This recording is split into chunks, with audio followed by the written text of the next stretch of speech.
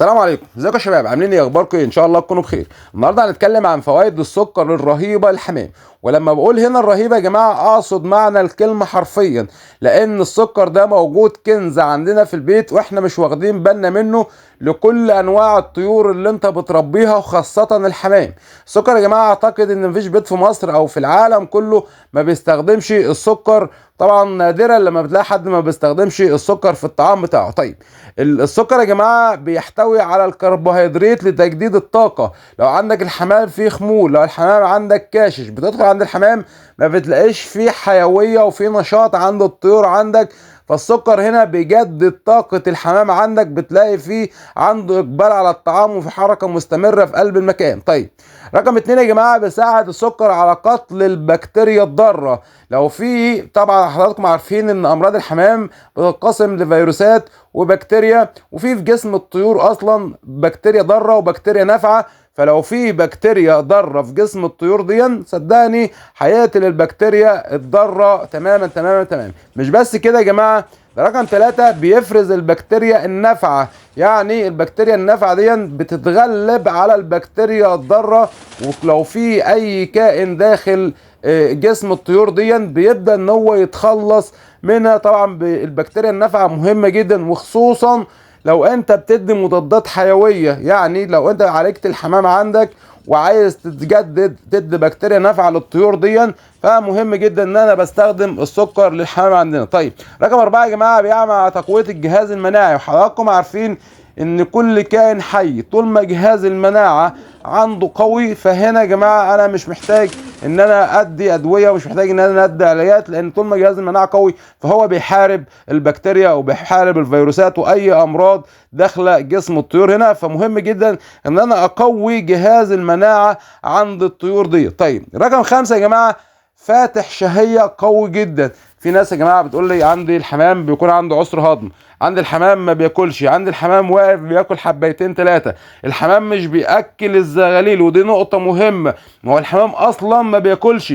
الزغاليل بتطلع عندك ضعيفه لان الاهالي ما بتاكلش، فبالتالي مش بتاكل الزغاليل، فبالتالي بيطلع عندك الزغاليل ضعيفه. خلي بالك من النقطه دي. مهم ان انا ما بستخدم حاجه لفتح الشهيه، بستخدم حاجه طبيعيه، والسكر ده يعتبر حاجه طبيعيه. فانا هنا لو عندي الحمام ما بياكلش بشكل كويس، فانا ممكن ان انا استخدم فاتح شهيه زي السكر. هتلاقي عندك الحمام بياكل كويس جدا، هتلاقي عندك الحمام بياكل الزغاليل كويسه جدا، هتلاقي عندك. على فكره يا جماعه انا بقول لكم الكلام ده عن تجارب. انا كل اسبوع مره ببدا ان انا استخدم السكر ده على الميه، وهقول لك احنا بنستخدمه ازاي والكميه ازاي.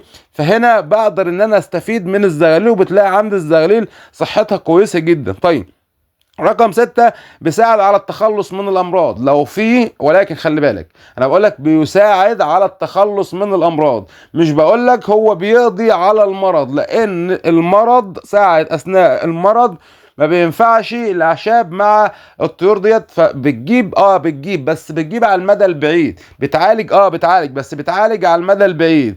طيب انا في طيور بتكون امر واقع ولازم انا الحقها بسرعه، فهنا بنبدا ان احنا نستخدم الادويه بتاعتنا اللي احنا بنتكلم عليها. ولكن هنا يا جماعه هو بيساعد على التخلص من الامراض. لو في مرض دخل جسم الطيور هو بيساعد مع العلاج بتاعك. طيب رقم 7 يا جماعه، بيساعد في الهضم. لو في الطيور ده عندها عسر هضم، لو في انت بتلاقي الحويصله حتى في زغاليل كده بيكون في الحويصله بتاعتها مكبوسه ومش بتهضم بشكل كويس، فهنا يا جماعه هو كمان بيساعد على الهضم، بتخلي الحمام يهضم بشكل كويس. تمام. طيب رقم 8 يا جماعه، يعتبر مضاد حيوي طبيعي. مضاد حيوي طبيعي.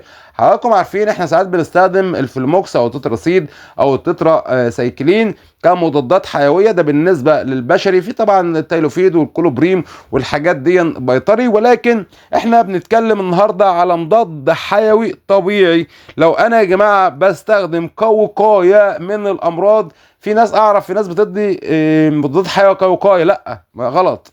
المضادات الحيويه احنا بنستخدمها في الضروره القصوى، ولكن طول ما انا بستخدم حاجه طبيعيه استخدم. لو هتستخدمها على طول ما عندكش مشكله، لان دي حاجه الاعشاب. خدها قاعده في دماغك كده، الاعشاب لو ما نفعتش فهي ما بتضرش. الاعشاب مره تانية لو ما نفعتش فهي ما بتضرش. فانا لو بستخدم السكر كمضاد حيوي طبيعي ما عنديش ادنى مشكله ومفيش ضرر ان شاء الله تعالى على الطيور عندك. طيب رقم 9 يا جماعه، بيساعد الحمام في السرعه. يعني الحمام الزاجل، الناس اللي بتسابق بالحمام الزاجل، فهنا بيساعد الحمام عندك عن ان هو يبقى سريع وفي نشاط وان هو يخترق المسافه بسرعه. لان طبعا حضراتكم عارفين، الناس اللي بتسمعنا دلوقتي اللي بتربي الزاجل، حضراتكم عارفين يا جماعه ان الزاجل ده بيجيب مسافات، مش عايز اقول لك من اسوان مثلا للقاهره واسكندريه، في كذا نقطه سباق للحمام الزاجل. فالحمام ده ممكن يقطع مسافه 700 او 800 كيلو. تخيل حمامه بتطير 700 800 كيلو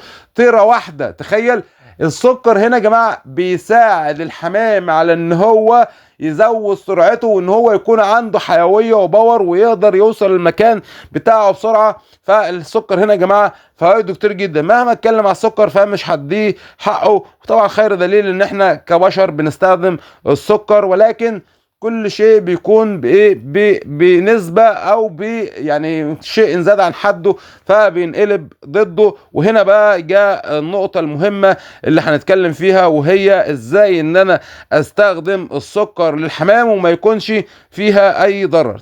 طيب احنا اتفقنا يا جماعه ان السكر بيقتل البكتيريا الضاره وبيجدد البكتيريا النافعه. اتفقنا برضو ان هو بيعمل على تقويه الجهاز المناعي، واتفقنا برضو ان هو فاتح شهيه، كمان بيساعد على التخلص من الامراض، كمان بيساعد في الهضم، ويعتبر مضاد حيوي طبيعي، وبيزود سرعه الحمام الزاجل. تمام كده. طيب طريقه الاستخدام يا جماعه انا هكلمك عن تجربتي، مش بكلمك عن تجارب الاخرين، وانا دايما بحب اتكلم على التجربه بتاعتي، ما بسمعش من حد. لازم اعمل الحاجه بايدي انا الاول واشوف نتائجها وبعد كده اطلع اكلمك عليها، عشان دي امانه. تمام كده. طيب في ناس بتقول لك انا بستخدمه يوم فيه ويوم ما فيش، وفي ناس بتقول لك انا بستخدم كميه قد كذا. انا ماليش دعوه بحد، انا هنا بكلمك على التجربه بتاعتي اللي جايبه نتيجه بفضل الله تعالى.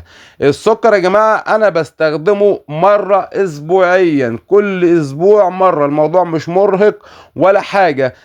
انا بستخدم قد ايه؟ بستخدم معلقه كبيره على لتر ميه، بدوبها وببدا ان انا احطها الحمام، وبعطش الحمام عندي كويس جدا. اي طيور بتستخدم لها اي اعشاب او اي ادويه فالميه، خدها قاعده عامه كده، عطشها كويس بحيث ان هي تشرب وتاخد الجرعه اللي هي تكفيها او الجرعه اللي جسمها محتاجاها. فهنا السكر بنصحك ان انت تستخدمه كل اسبوع مره، معلقه لكل لتر ميه. ممكن لو انت حابس في سلكات اعمل ازازه 2 لتر، حط عليها معلقتين وابدا ان انت رجها وبوشهم كويس، وابدا ان انت مسق للحمام عندك. صدقني فوائد عظيمه جدا وفوائد كتير جدا.